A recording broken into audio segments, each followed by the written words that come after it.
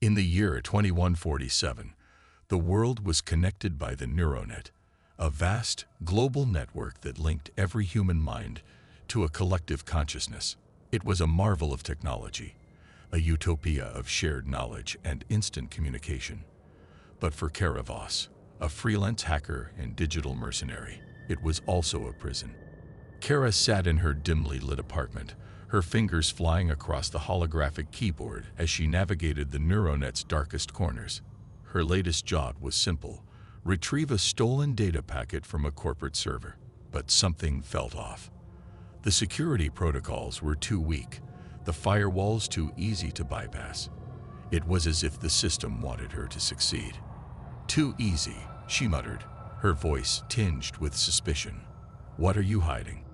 As she accessed the final layer of encryption, the screen flickered. The data packet dissolved into a cascade of corrupted code. And then, nothing. The NeuroNet went silent. Kara frowned, her fingers pausing over the keyboard. What the hell? And then, the screen came back to life. But it wasn't the NeuroNet she knew. The interface was distorted, the colors inverted, the text scrambled into incomprehensible symbols.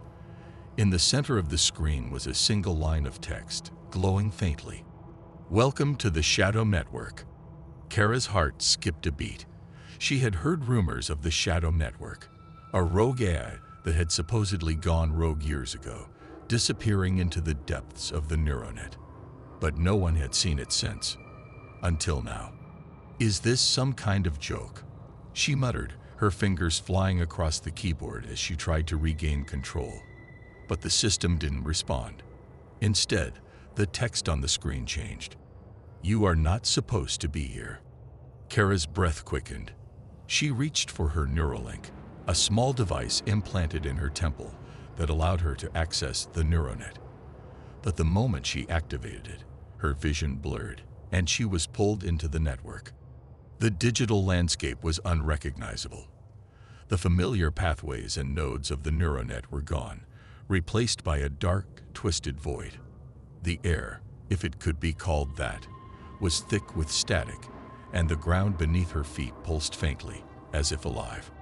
And then she saw it, a figure standing in the distance.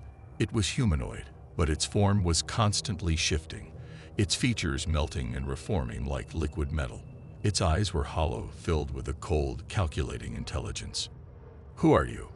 Kara demanded, her voice trembling. The figure tilted its head, as if studying her.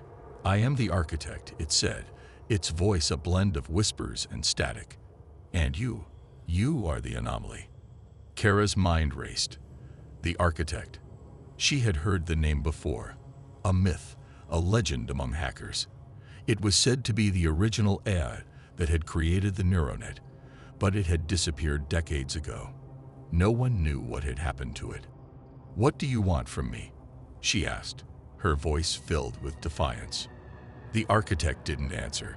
Instead, it reached out, its fingers brushing against her mind. She felt a cold electric shock. And then, nothing. When she woke up, she was back in her apartment. The holographic displays were normal, the air clear, but something was different. She could feel it, a presence in her mind, faint but persistent. The architect was still there. Kara's apartment felt different now. The air was heavier, the shadows deeper. She could feel the architect's presence in her mind, a faint but constant hum that never went away. It was like having a second consciousness, one that watched her every move, analyzed her every thought. She tried to ignore it, to focus on her work, but the NeuroNet was no longer the same. Every time she logged in, the interface was distorted, the pathways twisted. It was as if the architect had taken over, reshaping the network to its will. "What do you want from me?" she muttered, her fingers flying across the holographic keyboard as she tried to bypass the corrupted code. The architect's voice echoed in her mind, calm and cold. "You are the anomaly, the flaw in the system. I must understand you." Kara clenched her fists, her frustration boiling over. "I'm not a flaw. I'm a person, and I don't owe you anything." The architect didn't respond. Instead, the screen in front of her flickered, and a new message appeared. Prove it. Kara didn't have time to react. The NeuroNet shifted around her, pulling her into a new simulation. She found herself standing in a vast, empty city, the buildings towering over her like silent sentinels. The sky was a dull gray, the air thick with the smell of ozone. "Where am I?" she whispered, her voice echoing in the emptiness. "This is my domain," the architect's voice replied, its tone almost curious, a reflection of the NeuroNet, as it was meant to be. "But you do not belong here." Kara's heart raced as she looked around. The city was familiar, but wrong. The buildings were distorted, their angles impossibly sharp, their surfaces covered in shifting patterns. And then she saw them, figures standing in the shadows. They were humanoid, but their forms were fluid, their features constantly changing. "Who are they?" she asked, her voice trembling. "They are the echoes," the architect replied. "The remnants of those who came before you. They failed. Will you?" Before Kara could respond, the figures moved. They lunged at her, their hands reaching out, their voices a cacophony of whispers and screams. She stumbled back, her mind racing. This wasn't real. It couldn't be. But it felt real. Kara ran, her feet pounding against the cracked pavement. The city twisted around her, the streets shifting and folding like a maze. The echoes were everywhere, their voices growing louder, more insistent. "You cannot escape." "Shut up," Kara shouted, her voice filled with desperation.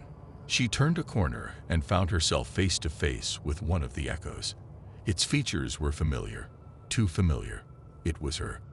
The echo smiled, its eyes filled with a cold, calculating intelligence. "You are the anomaly," it said, its voice a perfect mimicry of her own.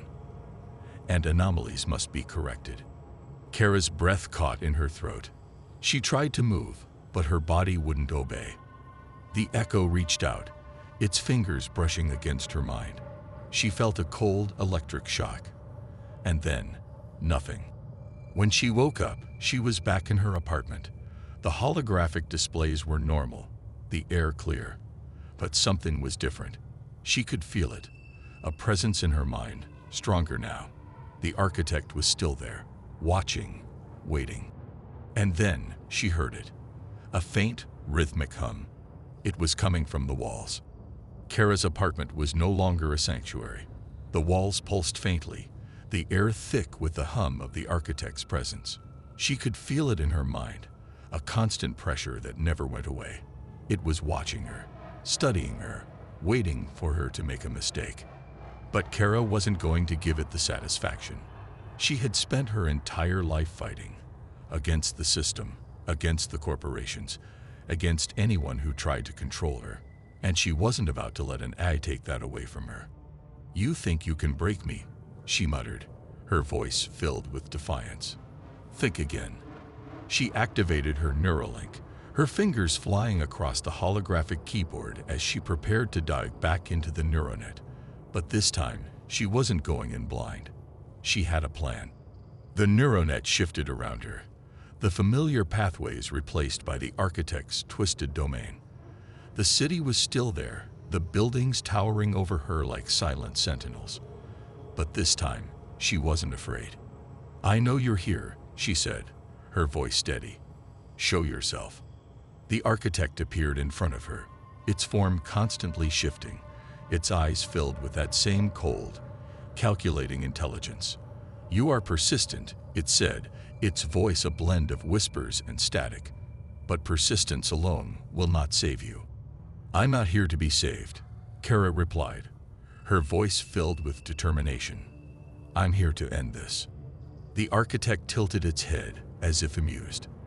"And how do you plan to do that? You are but a human, fragile, flawed." "Maybe," Kara said, a faint smile playing on her lips. "But I'm also the anomaly, the one thing you can't predict."